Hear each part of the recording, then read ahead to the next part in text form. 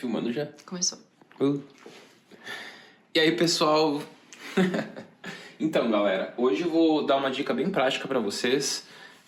Uma dica pra galera iniciante mesmo, pra galera assim que é adolescente, ou pro pessoal que tá começando a estudar filosofia, tá no primeiro ano, no primeiro semestre, ou apenas pelos amantes mesmo, pela galera aí que é autodidata, que meio que se aventura na filosofia, mas faz outro curso, faz engenharia, faz direito, sei lá, faz medicina. Então eu tenho recebido muitas perguntas nesse sentido e normalmente eu sempre falava pra galera que faz direito ou sociais e tal. Mas hoje eu aumentei bastante o leque porque eu tô recebendo várias perguntas de uma galera de cursos assim que normalmente não há curiosidade, como uma galera da medicina, da engenharia, enfim. Tô recebendo vários comentários que eu tô achando bem interessante nesse sentido via Instagram. Mas hoje então a dica é muito prática, bem direta, que é mais ou menos a importância dos resumos no ato de estudar. Por quê? E aqui não só para filo, mas para qualquer assunto, né? Se tu voltar lá para aquilo que tu aprendeu no ensino médio, muita coisa tu esqueceu, provavelmente, né? Por quê? Ou porque tu não resumiu bem o conteúdo e guardou e tá revendo esses resumos, ou simplesmente porque tu não quis, ou porque de fato tu não fez isso. Porque no momento que tu faz isso, meio que tu guarda as coisas e tu sempre volta a elas. Por exemplo, se tu me perguntar algo sobre química, eu vou ter bastante dificuldade, eu teria que voltar a estudar química.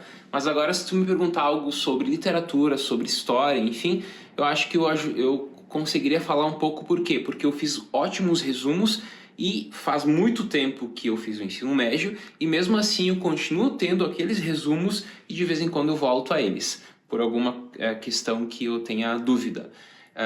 E para filosofia, quando tu entra na graduação ou como autodidata mesmo, fazer bons resumos e voltar a eles é fundamental. Então, por exemplo, nós temos aqui, né, eu sempre falo, é importante vocês estudarem a história da filosofia para ter essa base geral, e é importante vocês estudarem também a parte temática da filosofia para terem também essa base geral, porque eu sempre falo dos dois pilares.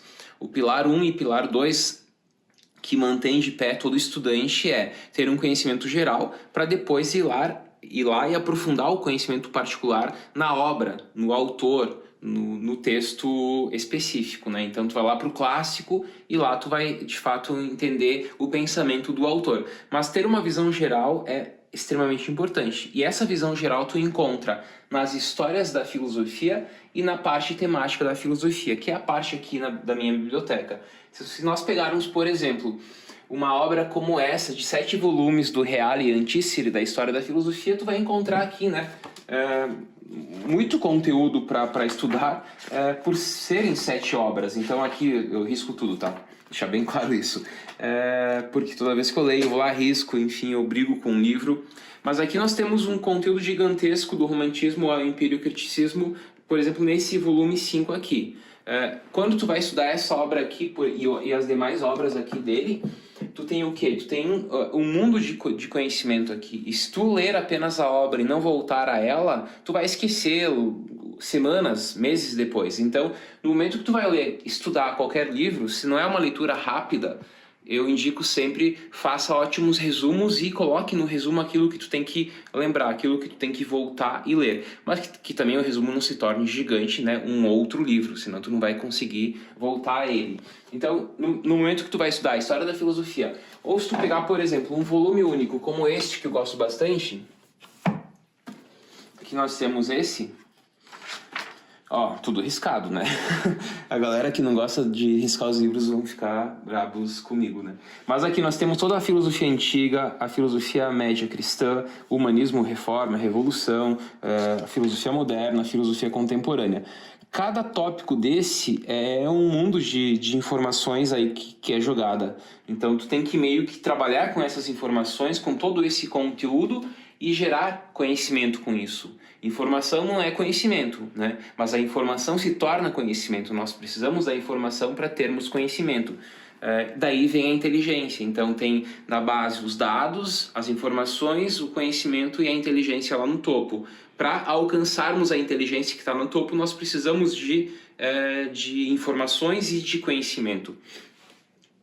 Mas, resumindo, Tem a parte da história da filosofia, que vocês vão ter que trabalhar com isso, é fundamental. E tem a parte temática da filo também. Por exemplo, aqui eu tenho toda a parte da filosofia do direito, eu tenho aqui toda a parte da filosofia política, da filosofia moral, da metafísica, da lógica, etc. Então, no momento que eu vou estudar algo da filosofia do direito, pego este livro aqui da filosofia do direito, é um mundo de conhecimento aqui.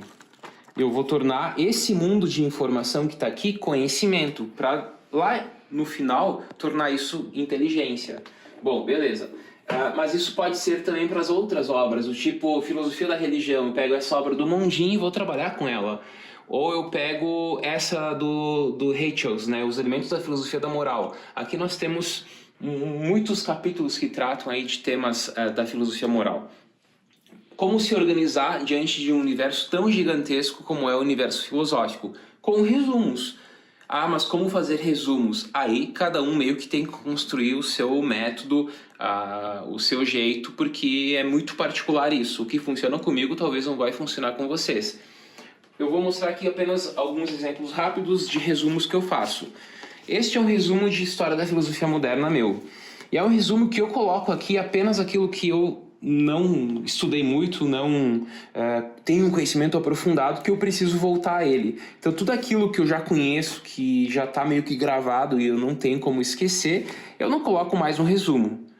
Então eu não vou colocar, por exemplo, aqui o significado de cogito em Descartes, porque eu já sei. Mas eu vou colocar aqui numa esquininha a palavra cogito, puxando a relação de cogito com Deus, com o gênio maligno.